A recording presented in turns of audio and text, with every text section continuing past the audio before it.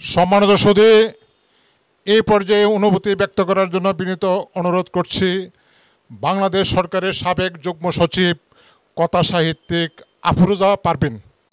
আজকের অনুষ্ঠানের সম্মানিত সভাপতি, প্রধান অতিথি, মঞ্চে উপবিষ্ট অতিথিবৃন্দ এবং সম্মানিত সুধী, আমি অত্যন্ত আনন্দিত আজকের এই কথা সাহিত্যে পুরস্কারটি পেয়ে। সত্যি কথা বলতে কি, এখন যখন পুরস্কার বা পদক পাই, আনন্দের সেই অনুভূতি হয় না যেটি ৩০-৪০ বছর আগে হতো, কারণ তখন নতুন নতুন পদক পেতাম। এখন প্রচুর পদক পাই, অনেক পদক অস্বীকারও করি। সত্যি কথা বলতে কি, আজকের যে পদক স্যার সলিমুল্লাহ নামে পদক, এই পদকটি এটিও আমার জন্য খুব প্রত্যাশিত। আমি শাহজাহান আফগানিকে ধন্যবাদ জানাই। সে প্রথমে একটা বাদ দিয়েছে যে অনুভূতির বাইরে কথা বলা যাবে না, কিন্তু আমি দু একটি কথা বলবো।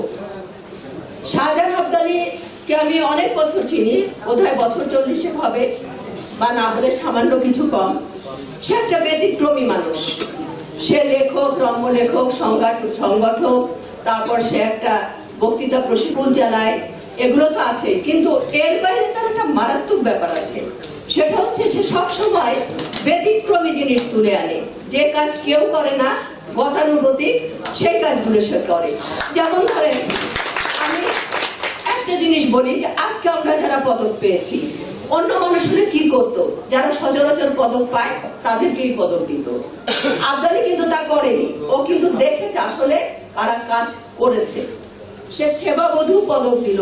এটা সে যখন প্রথম আমার সাথে আলাপ করলো, তার সাথে কিন্তু আমার বন্ধুত্ব আছে, ভালো বন্ধুত্ব।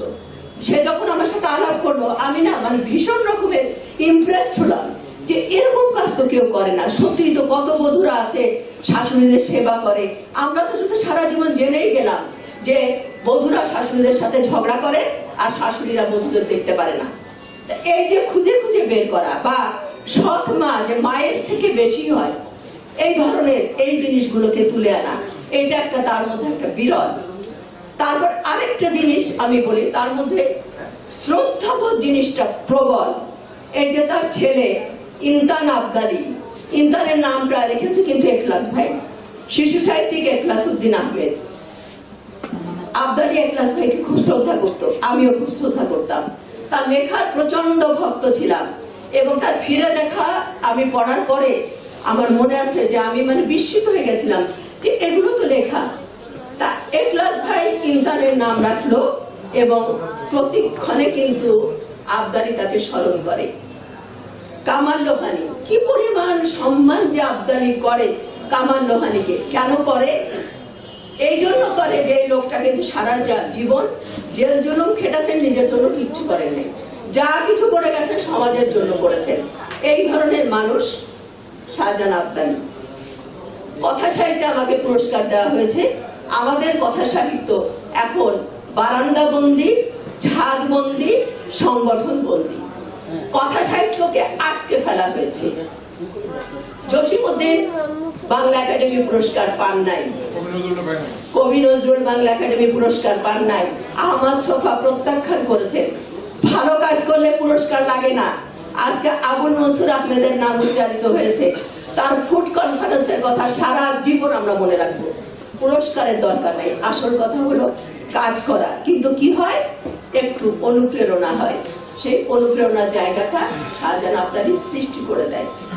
নবাব স্যার সলিমুল্লাহ সম্পর্কে শুধু দুটো কথা বলবো। এখানে একটা কথা উঠেছে যে ইতিহাস অবিচার করে, কথা সত্যি। যারা ইতিহাস লেখে তারা কিন্তু পক্ষভূত হয়ে যায়, যারা গবেষণা করে তারাও কিন্তু পক্ষভূত হয়ে যায়। নৈর্ব্যক্তিক জায়গা থেকে, নিরপেক্ষতা থেকে লেখে না। আমাদের দেশের সিনেমা প্রসারে বাংলার নবাবদের ভূমিকা কেউ কি কোনোদিন জীবনে অস্বীকার করতে পারবে? দেশে সিনেমা আসতো। নবাব স্যার সলিমুল্লাহ তিনি যে শাহবাগে যে কনফারেন্সটার কথা বলা হলো, সেই কনফারেন্সে সারা বাংলাদেশ থেকে, তখন কিন্তু তার টাকা পয়সা নাই, তখন টাকা পয়সা নাই, উনি ম্যাজিস্ট্রেট, ডেপুটি ম্যাজিস্ট্রেট ছেড়ে দিয়েছেন। বাবা মারা যাওয়ার পরে 1901 সালে উনি নিয়েছেন, ওনার স্টেটের দায়িত্ব নিয়েছেন। উনি কিন্তু এতগুলো লোক উনি খাওয়ালেন সারা দেশ থেকে এনে। ওনার মূল বক্তব্য কি ছিল?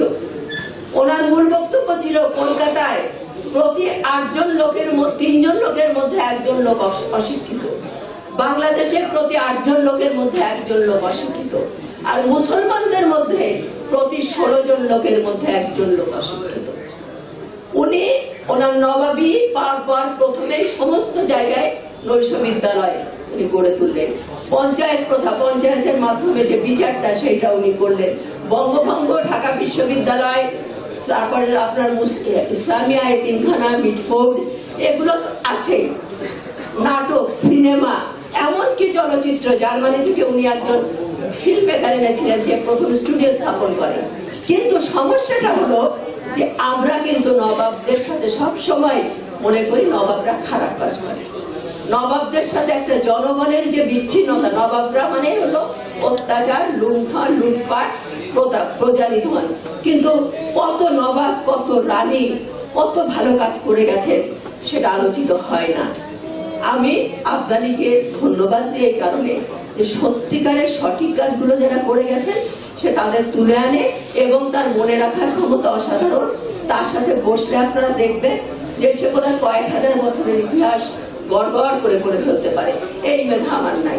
যাই হোক, আমাকে পুরস্কার দেওয়ার জন্য আফজালিকে ধন্যবাদ, গ্রন্থকাননকে ধন্যবাদ, আপনারা যারা এখানে উপস্থিত হয়েছেন সবাইকে ধন্যবাদ। সবাই